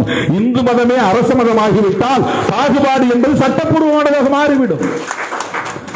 சனாதனமே இங்கு சட்டப்பூர்வமானதாக மாறிவிட்டால் இந்த டிஸ்கிரிமினேஷன் பர்பச்சுவேட் ஒன் என்று மாறிவிடும், நிலையானதாக மாறிவிடும். ஆகவே இந்தியாவை பொறுத்தவரையில் கிறிஸ்தவத்தை அரச மதமாக அறிவிக்க முடியாது, இஸ்லாத்தை அரச மதமாக அறிவிக்க முடியாது, அல்லது சீக்கியத்தை சிறுபான்மை ஒரு அமைப்பாக இருக்கிற அந்த மதத்தை அறிவிக்க முடியாது. பெரும்பான்மை மக்கள் பின்பற்றக்கூடிய இந்து மதத்தை அறிவிக்க வேண்டுமானால் இந்து மதம் அடிப்படையில் பாகுபாடுகள் நிறைந்த ஒரு மதமாக இருக்கிறது. வர்ணாசிரம தர்மம் என்கிற சனாதன தர்மத்தை உயிர் மூச்சாக கொண்டிருக்கிறது. அந்த மதத்தை அரச மதமாக அறிவிக்க முடியாத ஒரு நெருக்கடி. ஆகவே ஸ்டேட் ரிலிஜன் இல்லை. எனவே இது அடிப்படையில் செக்யூலர் ஸ்டேட். இந்த கான்ஸ்டிடியூஷன் என்பது செக்யூலர் கான்ஸ்டிடியூஷன். அதை ரொம்ப புத்திசாலித்தனமா அந்த வார்த்தையை கொண்டு வராமலேயே புரட்சியாளர் அம்பேத்கர் கான்ஸ்டிடியூஷனை செக்யூலர் கான்ஸ்டிடியூஷனா உருவாக்கிட்டார். அதை கீழே வரக்கூடிய அடுத்தடுத்த ஆர்டிகல்ஸ்ல கொண்டு வர்றார். ஏன் காங்கிரஸோடு நாம் நிற்கிறோங்கிறதுக்கு இந்த ஒரே ஒரு இடத்தை நான் சொல்ல விரும்புறேன். அன்றைக்கு சனாதனத்தின் மீது பெரிய நம்பிக்கை கொண்டவராக இருந்தவர் காந்தியடிகள். இந்து மதத்தை காப்பாற்ற வேண்டும் என்று போராடியவர் காந்தியடிகள். சாதி இருக்க வேண்டும், தீண்டாமைதான் இருக்க வேண்டாம், கூடாது என்று சொன்னவர் காந்தியடிகள். முற்பிறவியும் உண்டு, அடுத்த பிறவியும் உண்டு, இவர்களெல்லாம் இந்த துன்பத்தை அனுபவிப்பதற்கு போன ஜென்மத்திலே செய்த பாவம்தான் என்ற நம்பிக்கையெல்லாம் கொண்டவர் காந்தியடிகள். ஆனால் அந்த காந்தியிடம் இருந்த ஒரு முக்கியமான ஒரு பண்பு, இந்த அரசுக்கு அரச மதம் வேண்டாம் என்று உறுதியாக இருந்தார். இந்து ஸ்டேட் ரிலிஜனாக இருக்கக்கூடாது என்கிற மதசார்பின்மையில் உறுதியாக இருந்தார். எனக்கு மதத்தின் மீது நம்பிக்கை உண்டு, இந்த அரசுக்கு மதம் வேண்டாம். அவர் மட்டும் நினைச்சிருந்தா ஜவஹர்லால் நேருவை கூப்பிட்டு, நீ அம்பேத்கர் மாதிரி சிந்திக்காத, இது நம்முடைய நாடு, நம்முடைய தேசம், அவனுக்கு இஸ்லாம் ஒரு மதமாயிருச்சு, பாகிஸ்தானுக்கு அது அரச மதமாக இருக்கிறது, நாம் இந்து மதத்தை இந்த தேசத்தின் அரச மதமாக அறிவிக்க வேண்டும், இந்த நாட்டை இந்து ராஷ்டிரா என்று அறிவிக்க வேண்டும், அல்லது அது பாகிஸ்தான் என்றால் இது இந்துஸ்தான் என்று அறிவிக்க வேண்டும். இந்த கருத்தை ஜவஹர்லால் நேருவிடத்திலே காந்தி சொல்லி இருந்தால் நேருவால் மீறி இருக்க முடியாது. ஏனென்றால் பட்டேலை பிரதமராக்க வேண்டும் என்று ஒரு குழு முயற்சித்த போது நேருவை பிரதமராக்கியவர் காந்தியடிகள். அந்த நேரு அவர்களால் காந்தியின் சொல்லை மீறி இருக்க முடியாது. ஆனால் காந்தியடிகள் இவ்வளவு பெரிய சனாதன நம்பிக்கையாளராக இருந்தாலும் கூட ஹரே ராம் ஹரே ராம் ஹரே ராம் என்று மூச்சுக்கு முன்னொரு முறை ராமருடைய பெயரை உச்சரித்த காந்தியடிகள் நாத்ராம் கோட்சே சுட்ட போது கூட ஹரே ராம் என்று சொல்லிக் கொண்டுதான் மண்ணில் சரிந்தார். அப்படிப்பட்ட ராம பக்தராக இருந்த காந்தியடிகள் இந்த தேசத்திற்கு அரச மதம் வேண்டாம் என்பதில் உறுதியாக இருந்தார். காந்தியடிகள் இந்த இடத்தில் தான் அம்பேத்கரோடு இந்த புள்ளியில் தான் இணைகிறார். நேருவுக்கு மதசார்பின்மையில் நம்பிக்கை இருந்தது, அவரை வழிநடத்திய காந்தியடிகளுக்கு மதசார்பின்மையிலே நம்பிக்கை இருந்தது. அரசமைப்பு சட்டத்தை வடிவமைத்த புரட்சியாளர் அம்பேத்கருக்கும் மதசார்பின்மை என்பதுதான் கோட்பாடு. மூன்று பேரும் இதிலே ஒரே புள்ளியில் இணைந்தார்கள். அதனால் கான்ஸ்டிடியூஷனில் மதம் அரச மதம் அறிவிக்கப்படவில்லை. அது ஒரு செக்யூலர் கான்ஸ்டிடியூஷனாக உருவானது. ஆனால் பிரியாம்பிள், அது நேரு அவர்களால் கொண்டு வரப்பட்ட தீர்மானத்தின் அடிப்படையில் தான் வருகிறது. அந்த பிரியாம்பிள் தான் புதிய இந்தியாவை கட்டமைப்பதற்கான கோட்பாட்டு அறிக்கை. அதுதான் மேனிஃபெஸ்டோ ஆஃப் மாடர்ன் இந்தியா. எப்படி ஒரு கம்யூனிஸ்ட் அறிக்கையை கார்ல் மார்க்சும் ஏங்கல்ஸும் வெளியிட்டார்களோ அதை போல ஒரு புதிய இந்தியாவை கட்டமைப்பதற்கான ஒரு அரசியல் அறிக்கை தான், கோட்பாட்டு அறிக்கை தான் பிரியாம்பிள். அதில் நான் சொன்ன அந்த இசம் 4: சோசலிசம், செக்யூலரிசம், பெடரலிசம், புளூரலிசம். அதற்கு பிறகு மிக முக்கியமான 4 கோட்பாடுகள்: justice, liberty, equality and fraternity. 4 pillars of the Constitution. இந்த 4ம் தான் அரசமைப்பு சட்டத்தின் மிக முக்கியமான அடிப்படை கூறுகள். அதுல செக்யூலர் என்கிற எந்த வேர்டும் இல்லை இந்த 4 கோட்பாடுகளையும், அந்த 4 இசத்திலும் கிடையாது. அது கான்ஸ்டிடியூஷன்ல செக்யூலர்ங்கிறது இல்லை. டிஃபைன் பண்றார் யூனியன் கவர்மெண்ட் என்ன, we the people of India having solemnly resolved to constitute அப்படின்னு தொடங்கக்கூடிய அதுல இந்த கவர்மெண்ட் என்னவா, எப்படிப்பட்ட கவர்மெண்டா இருக்கும்? சாவரின் டெமோக்ராட்டிக் ரிபப்ளிக், இந்திய அரசு இறையாண்மையுள்ள ஜனநாயக குடியரசு. 1976 மிசா அறிமுகமாகிறது, maintenance of internal security act. அதுதான் மிசான்னு சொல்றோம். இந்திரா காந்தி தேர்தலில் தோற்று போறாங்க, வழக்கிலையும் அவங்க தோல்வியை உறுதிப்படுத்துறாங்க. அவங்க அதிகாரத்தை தக்க வைக்கணும்னு ஒரு முடிவெடுத்து அவங்க குடியரசுத் தலைவரை பயன்படுத்தி மிசாவை கொண்டு எதிர்க்கிற எல்லா எதிர்க்கட்சி தலைவர்களையும் சிறைப்படுத்தி 20 அம்ச திட்டத்தை கொண்டு வராங்க. அதைத்தான் என்ன சொல்றாங்க, எமர்ஜென்சி நீங்க கொண்டு வந்தீங்க, அந்த எமர்ஜென்சியால கான்ஸ்டிடியூஷனல் வேல்யூஸ் எல்லாம் அடிபட்டு போச்சு அப்படின்னு காங்கிரஸ் மேல இவங்க குற்றம் சாட்டுறாங்க. அந்த நேரத்தில் இந்திரா காந்தி அம்மையார் செய்த ஒன்று ரொம்ப கவனமா நீங்க கேட்கணும் தோழர்களே. ஏன் காங்கிரஸோட நாங்க நிற்கிறோம் அப்படிங்கிறதுக்கு, காங்கிரஸோடு முரண்பாடு நமக்கு இருக்கு. ஈழத்தமிழர் பிரச்சனைகளை முரண்பாடு இருக்கு, தேசிய இன பிரச்சனைகளை முரண்பாடு இருக்கு, பல்வேறு முரண்பாடுகள் இருக்கு, அது வேறு. ஆனால் அரசமைப்பு சட்டத்தின் பிரியாம்பிள் என்கிற முகப்புரையிலே திருத்தம் கொண்டு 3 சொற்களை இணைக்கிறார். ஒன்று அந்த டெஃபினிஷன் ஆஃப் யூனியன் கவர்மெண்ட், அதுல சாவரின் டெமோக்ராட்டிக் ரிபப்ளிக் என்று இருந்த இடத்திலே சாவரின் என்கிற சொல்லுக்கும் டெமோக்ராட்டிக் என்கிற சொல்லுக்கும் இடையிலே 2 சொற்களை இணைக்கிறார், சோசலிஸ்ட், செக்யூலர். அப்ப இன்றைய கான்ஸ்டிடியூஷன்ல யூனியன் கவர்மெண்ட்னா என்ன? Sovereign, socialist, secular, democratic, republic. இறையாண்மையுள்ள, சமதர்மம் உள்ள, மதசார்பற்ற ஜனநாயக குடியரசு. இதுதான் டெல்லியில் இருக்கிற யூனியன் கவர்மெண்ட். இந்த சோசலிஸ்ட் செக்யூலர்ங்கிற 2 வார்த்தை அவர்களுக்கு உறுத்துகிறது. 3வது வார்த்தை என்னன்னா, ஃப்ரெட்டர்னிட்டி என்பதை விவரிக்கிற இடத்துல இன்டெகிரிட்டி என்கிற ஒரு வார்த்தையையும் இந்திரா காந்தி அம்மையார் இணைக்கிறார். 3 சொற்கள்: சோசலிஸ்ட், செக்யூலர், இன்டெகிரிட்டி. இந்த இன்டெகிரிட்டியை பற்றி அவனுக்கு கவலை இல்லை. இந்த சோசலிஸ்ட், செக்யூலர் ரெண்டையும் எடுக்கணும். பாரதிய ஜனதா கட்சியை சார்ந்த டாக்டர் சுப்பிரமணிய சுவாமி வழக்கே போட்டார், இந்த 2 சொல்லையும் எடுக்கணும் அப்படின்னு. எந்த அளவுக்கு அவங்க கான்ஸ்டிடியூஷனை நீர்த்து போக செய்ய வேண்டும் என்பதில் உறுதியாக இருக்கிறார்கள், தெளிவாக இருக்கிறார்கள். பல அமைப்புகள் அப்படி புதுசாக நாங்களே கான்ஸ்டிடியூஷன் உருவாக்கிட்டு உத்தரப்பிரதேசத்தை அறிவிச்சான். இந்த தேர்தலுக்கு முன்னால சங்கராச்சாரியார் சபான்னு ஒரு அமைப்பு, அந்த அமைப்பு அறிவிச்சது 2024 தேர்தலில் மீண்டும் பிஜேபி தான் ஆட்சிக்கு வரும். ஆட்சிக்கு வந்தால் நாங்கள் எழுதியிருக்கிற இந்த டிராஃப்டிங் கமிட்டி கான்ஸ்டிடியூஷன், அந்த டிராஃப்டிங் கான்ஸ்டிடியூஷன் டிராஃப்டட் கான்ஸ்டிடியூஷன் தான் சட்டமாக போகுது. அது நடைமுறைக்கு வந்துச்சுன்னா டெல்லி தலைநகரமாக இருக்காது, காசி தான் தலைநகரமாக இருக்கும். இப்போ பறக்கிற இந்த கொடி தேசிய கொடியாக இருக்காது, ஸ்வஸ்திக் போட்ட காவி கொடி தான் தேசிய கொடியாக இருக்கும். முஸ்லீம்கள், கிறிஸ்தவர்கள் இந்த நாட்டில் வாழலாம், பிசினஸ் பண்ணலாம், ஓட்டு போட முடியாது. இதெல்லாம் கான்ஸ்டிடியூஷன்ல அவன் எழுதின இந்த டிராஃப்ட்ல சொல்லி இருக்கிறான். அதை அனௌன்ஸ் பண்ணான் ஒருத்தன். அதுல 2 பேர் ரிட்டையர்டு சுப்ரீம் கோர்ட் ஜட்ஜஸ் வேற கமிட்டியில் இருக்கிறாங்க. நாம வேற என்னவோ பார்த்துட்டு உட்காந்துருக்கோம், வெறும் எலக்டோரல் பாலிடிக்ஸ் மட்டும் பார்த்துருக்கோம். அவங்க எந்த அளவுக்கு ஐடியாலஜிக்கலாக வேலை செஞ்சுட்டு இருக்கிறாங்க, எவ்வளவு தொலைநோக்கு பார்வையோட வேலை செய்து கொண்டு இருக்கிறார்கள். அப்போ சோசலிஸ்ட் செக்யூலருங்கிறத அவங்க கண்ணை உறுத்தக்கூடிய நெருடல். இதை கொண்டு இணைச்சது இந்திரா காந்தி அம்மையார். மிசா காலத்திலே கொண்டு சேர்த்தார். இன்னும் 10 வருஷத்துக்கு பின்னால RSS காரன் ஆட்சிக்கு வந்தாலும் வருவான், அவன் வெளிப்படையா ஸ்டேட் ரிலீஜன் அறிவிக்கிறதுக்கு வாய்ப்பு இருக்கு.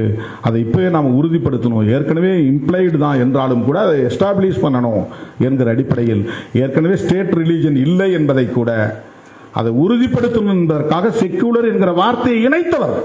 இப்ப நேருவுக்கு மதசார்பின்மையிலே நம்பிக்கை இருக்கிறது, அவருடைய மகள் இந்திரா காந்தி அம்மையாருக்கு மதசார்பின்மையிலே நம்பிக்கை இருக்கிறது.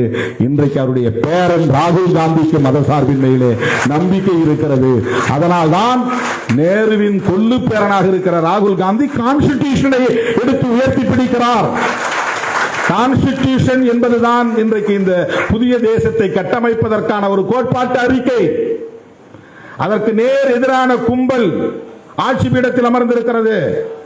அதனுடைய வேல்யூஸ், அதனுடைய விழுமியங்கள் மெல்ல மெல்ல நீர்த்து போக செய்கிறார்கள். 1-2 சொல்றேன். 370 ரிப்பீல் பண்ணது, இது கான்ஸ்டிடியூஷன் மீது நடத்தப்பட்ட கொடும் தாக்குதல். ஜம்மு காஷ்மீரை உடைச்சு யூனியன் டெரிட்டரியா மாத்தினது, இது கான்ஸ்டிடியூஷனுக்கு எதிரான தாக்குதல். EWS economically weaker section act, SC/STக்கு இடஒதுக்கீடு இருக்கு, சட்டம் கிடையாது, தனி சட்டம் இல்ல. ஓபிசிக்கு இடஒதுக்கீடு இருக்கிறது, தனி சட்டம் கிடையாது. ஓபிசிக்கு இடஒதுக்கீடு மண்டல் பரிந்துரை மூலம் தான் வந்துச்சு. மண்டல் பரிந்துரை வருவதற்கு முன்னால் காக்கா கலேல்கார் கமிஷன் வந்தது. காக்கா கலேல்கார் கமிஷன் யாரால வந்ததுன்னா அம்பேத்கரால் வந்தது. அவர் ரிசைன் பண்ண பிறகு ஏற்பட்ட ஒரு தாக்கத்தின் விளைவாக பாராளுமன்றத்தில் எதிரொலித்தது. அதனால ஓபிசி மக்களுடைய சோசியல் ஸ்டேட்டஸ் என்ன, எக்கனாமிக்கல் ஸ்டேட்டஸ் என்ன என்பதை கண்டறிவதற்காக போடப்பட்ட ஒரு கமிஷன், காக்கா கலேல்கார் கமிஷன், ஓபிசி நிலைமையை கண்டறிவதற்கு. அது நடைமுறைப்படுத்தப்படல. ஏன்னா காங்கிரசுக்குள்ள RSS சக்திகள் இருந்தார்கள், அதனால் நடைமுறைப்படுத்தப்படல. அப்புறம் பிஜேபி தனியா வந்துருச்சு கட்சி. அதனால இதுல இருந்தவங்க நிறைய பேர் வெளியே போயிட்டாங்க. காங்கிரஸ்ல கொஞ்சம் ட்ரெயின் ஆயிடுச்சு, அந்த சக்திகள்லாம் வெளியே போயிட்டாங்க. அதன் பிறகு விபி சிங் ஆட்சி காலத்தில் மண்டல் பரிந்துரை நடைமுறைக்கு வருது. அப்ப உற்ற துணையாக இருந்தது யார்? இந்தியா முழுக்க ஓபிசிக்கு இடஒதுக்கீடு கொடுக்கலாம் என்பதை ஆதரித்தவர்கள் தலித்துகளும் பழங்குடிகளும் தான். ராம்விலாஸ் பாஸ்வான் கூடவே இருந்தார். மாயாவதி உட்பட அத்தனை தலித் தலைவர்களும் அம்பேத்கர் இயக்க தலைவர்களும் அதை வரவேற்றார்கள். எதிர்த்தது யார்? ஓபிசி சமூகத்தை சார்ந்த இளைஞர்கள் சிந்திக்க வேண்டும். எதிர்த்தவர்கள் RSS, பிஜேபி. அத்வானி தலைமையிலே ரத யாத்திரை நடந்தது. ரத யாத்திரையை மண்டல் பரிந்துரையை எதிர்த்து நடந்தது. விபி சிங் ஆட்சியை கவிழ்த்தார்கள். மண்டல் பரிந்துரை நடைமுறைப்படுத்தக் கூடாது என்று எதிர்த்தார்கள். அதுவே பெரிய வன்முறையில் போய் முடிந்தது. அந்த எழுச்சி தான் பாபர் மசூதியை போய் இடித்தது. அந்த ரத யாத்திரை தான் பிஜேபி ஆட்சிக்கு வருவதற்கு வழிவகுத்தது. ரத யாத்திரை எதை எதிர்த்து வந்தது? மண்டல் பரிந்துரையை எதிர்த்து வந்தது. அப்படிப்பட்ட பிஜேபியோடு ராமதாஸ் போன்றவர்கள் கூட்டணி வைத்திருக்கிறார்கள். இவர்கள் பிசி, ஓபிசி, எம்பிசிக்கு ஆதரவானவர்களா என்பதை எண்ணி பார்க்க வேண்டும். ஓபிசி மக்களுக்கு இடஒதுக்கீடு கொடுக்க கூடாது என்று இந்தியாவிலே ரத்த கலரியை ஏற்படுத்திய RSS கும்பலுக்கு துணை போவது ஓபிசி மக்களுக்கானதா என்பதை எண்ணி பார்க்க வேண்டும். அன்றைக்கு அவர்களுக்கு எதிராக இருந்தவர்கள், விபி சிங்குக்கு ஆதரவாக இருந்தவர்கள் தலித்துகள் தான், தலித் அமைப்புகள் தான். அன்றைக்கு நாங்கள் தேர்தல் புறக்கணிப்பிலே இருந்த காலம் மதுரையிலே RSS கும்பலை எதிர்த்து நாங்கள் அறிக்கைகள் வெளியிட்டிருக்கிறோம், சுவரொட்டிகள் ஒட்டி இருக்கிறோம். 69% இடஒதுக்கீட்டுக்கு பாதுகாப்புக்காக பல போராட்டங்களை மதுரையிலே நடத்தி இருக்கிறோம். சைக்கிள் பேரணி நடத்தி இருக்கிறோம். விமான மறியல் போராட்டம் என்றெல்லாம் நாங்கள் அறிவித்து கைதாகி இருக்கிறோம். போய் நாங்கள் ஏர்போர்ட்டுக்குள்ள நுழைவோம்னு சொல்லிட்டு போனோம். அவனியாபுரத்தில் அம்பேத்கர் சிலையிலிருந்து என்னுடைய தலைமையில் ஒரு 1000 பேர் நாங்கள் திரண்டோம். நாங்கள் விமான நிலையத்தை நோக்கி போறோம். யாருக்கான இடஒதுக்கீடு? எஸ்சிக்கான இடஒதுக்கீடு ஏற்கனவே கான்ஸ்டிடியூஷன்ல ப்ரொடெக்டிவா இருக்கு, பாதுகாப்பா இருக்குது. ஆனால் அம்பேத்கர் இயக்கங்கள் எல்லாம் ஓபிசி இடஒதுக்கீட்டுக்காக போராடி கொண்டிருந்தார்கள். ஆனால் இன்றைக்கும் ஓபிசி தலைவர்கள் தான் அமித்ஷா, மோடி உட்பட RSSக்கு சேவை செய்து கொண்டிருக்கிறார்கள். சனாதனத்தை இங்கே பாதுகாப்பதற்கு போராடி கொண்டிருக்கிறார்கள்.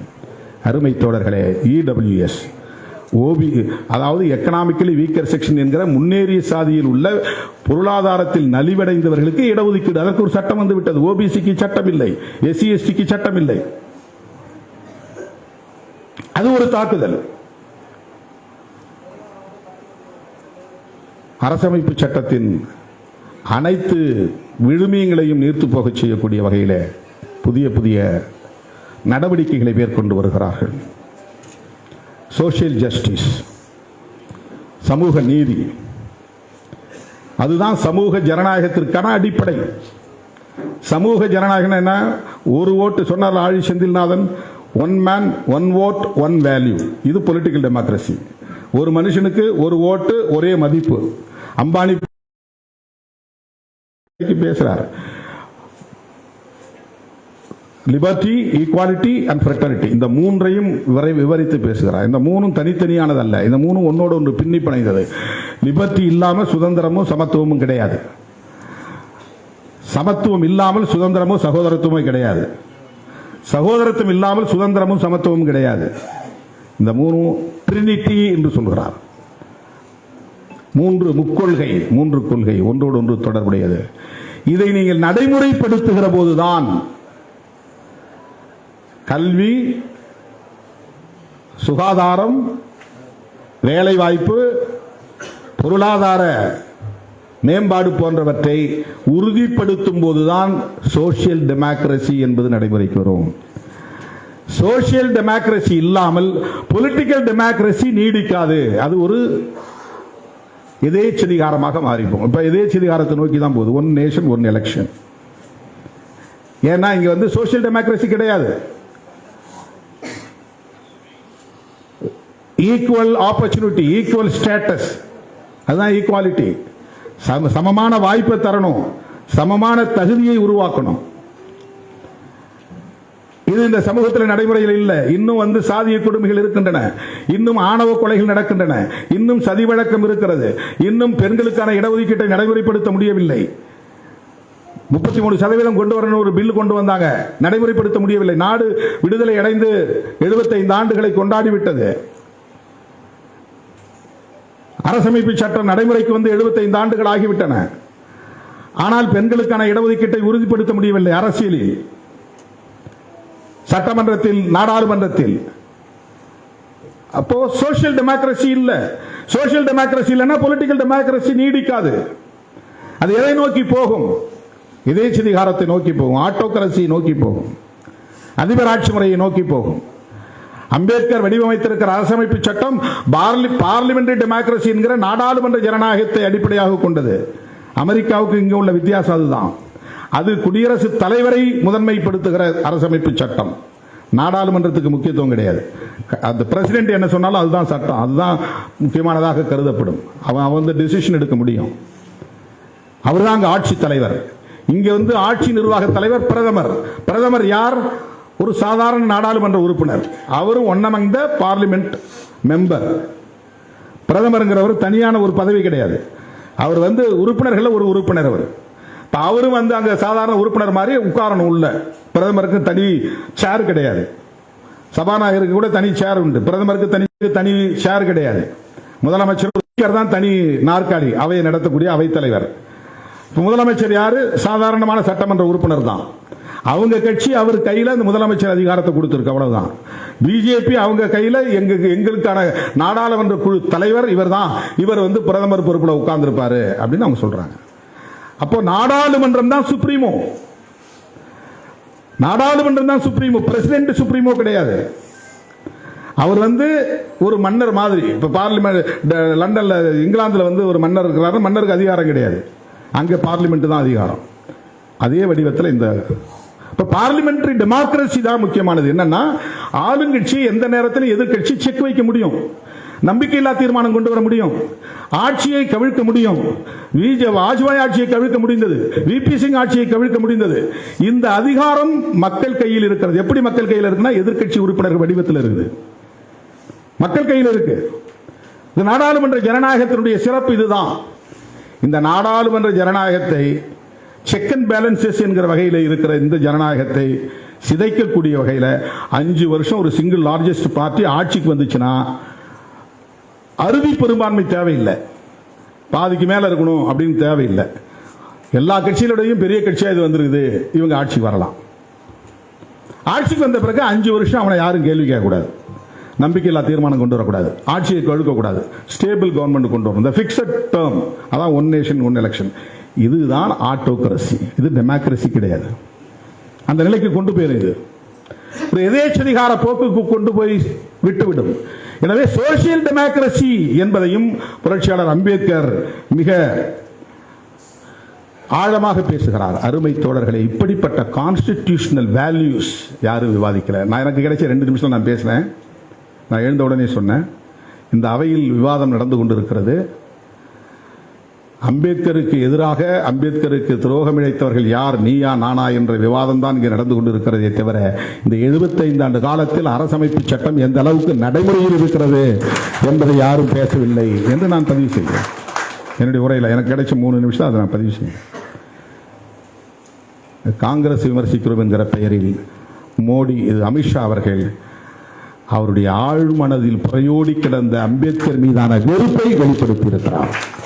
அம்பேத்கர் அம்பேத்கர் அம்பேத்கர் அம்பேத்கர் 7 முறை சொல்றாரு. 2 தடவை சொன்னா கூட பரவாயில்ல. அம்பேத்கர் அம்பேத்கர் சொல்றதா ஒரு ஃபேஷனா போச்சு அப்படின்னு சொல்லியிருந்தா கூட அது கடந்து போயிருக்கும். அம்பேத்கர் அம்பேத்கர் அம்பேத்கர், நாடே அம்பேத்கர் பெயரை உச்சரிக்கிறது என்று அவருக்கு ஒரு இரிட்டேஷன் இருக்கு, தாங்கிக் கொள்ள முடியல, ஒரு ஒவ்வாமை, அலர்ஜி. இது எப்படி நிகழும்? வீர சவர்கர் வீர சவர்கர் வீர சவர்கர் சொன்னா உனக்கு மகிழ்ச்சியா இருக்கும்ல, நீ பேசுறல்ல, திரும்ப திரும்ப பேசுறல்ல, 1000 முறை உச்சரிக்கிறல்ல. அவர் என்ன விடுதலை போராட்ட வீரரா? அவர் என்ன கான்ஸ்டிடியூஷனல் பிரேமரா? கான்ஸ்டிடியூஷன் அசம்பிளியில அவர் ஏதாவது பங்கெடுத்து விவாதித்து இருக்கிறாரா? என்ன, எந்த வகையில் அவரை வந்து நீங்க வந்து கொண்டாடுறீங்க? அவரை கொண்டாடும் போது ஏன் அம்பேத்கரை கொண்டாடக்கூடாது? நாடாளுமன்றத்தில் எப்படி பகவான் பேரை உச்சரிக்க முடியும்? கோயிலுக்கு போனா பகவான் பேரை உச்சரிக்கலாம், முருகன் பழனிமலைக்கு போனா முருகா முருகா முருகான்னு சொல்லலாம், நடராஜர் கோயிலுக்கு போனா சிவா சிவா சிவான்னு சொல்லலாம். பார்லிமெண்ட்ல வந்து எப்படி சிவா சிவா சிவான்னு சொல்ல முடியும், முருகா முருகா என்று சொல்ல முடியும்? பார்லிமெண்ட்டுக்கு போனா அம்பேத்கர் அம்பேத்கர் அம்பேத்கர் அம்பேத்கர் அம்பேத்கர் அம்பேத்கர் அம்பேத்கர் தான் பேச முடியும். அவர் கான்ஸ்டிடியூஷன் மேக்கர், அவர் தானே கான்ஸ்டிடியூஷன் உருவாக்குனாரு. நீ எதை பேசினாலும் கான்ஸ்டிடியூஷனை தொடாம பேச முடியாது, எதை பேசினாலும் கான்ஸ்டிடியூஷனை தொடாம பேச முடியாது. எவ்வளவு பெரிய செக் வச்சிருக்காரு பாருங்க அம்பேத்கர், அவருடைய அறிவாக்கலாம். எந்த அம்பேத்கர் நீ தொடக்கூட முடியாத, தீண்டப்படாத நீ அவமதித்தாயோ அந்த அம்பேத்கர் பெயரை நாள்தோறும் உச்சரித்தாக வேண்டிய ஒரு கட்டாயத்தை அவர் ஏற்படுத்தி இருக்கிறார். எவ்வளவு பெரிய புரட்சி, எவ்வளவு பெரிய புரட்சி. அப்ப அமித்ஷா வந்து ஆத்திரத்தில் சொல்றாரு, அது வந்து அந்த மனசுக்குள்ள ஆழ் மனதில் காங்கிரஸ் விமர்சிக்கிறோம்னு நினைச்சிட்டே பேசிட்டு போனவர் அம்பேத்கர் அம்பேத்கர் என்ன அவர் பெரிய கடவுளா, என்ன அம்பேத்கர் அம்பேத்கர்ன்றீங்க அப்படின்னு ஒரு அதுக்கு ரூமுக்குள்ள சொல்லியிருப்பாரு. இங்கே அவைன்னு சொல்லிட்டார். அவர் ரூமுக்குள்ள சொல்லியிருப்பாரு, எப்போ பார்த்தாலும் இன்னும் அம்பேத்கர் அம்பேத்கர்ன்றாங்க, என்னையா பெரிய தொல்லையா போச்சுன்னு உள்ள சொல்லியிருப்பாரு. அந்த எரிச்சலோட வந்தவர் இங்கேயும் உணரிட்டார். ஆகவே 1000 முறை உச்சரிப்போம் அம்பேத்கர் பெயரை. திரும்ப திரும்ப உச்சரிப்போம் அம்பேத்கர் பெயரை. அம்பேத்கரை கொண்டாடுவதற்காக அல்ல, அவர் உருவாக்கிய அரசமைப்பு சட்டத்தை உயர்த்தி பிடிப்பதற்காக என்பதை சொல்லி வாய்ப்புக்கு நன்றி கூறி முடிக்கிறேன். நன்றி, வணக்கம்.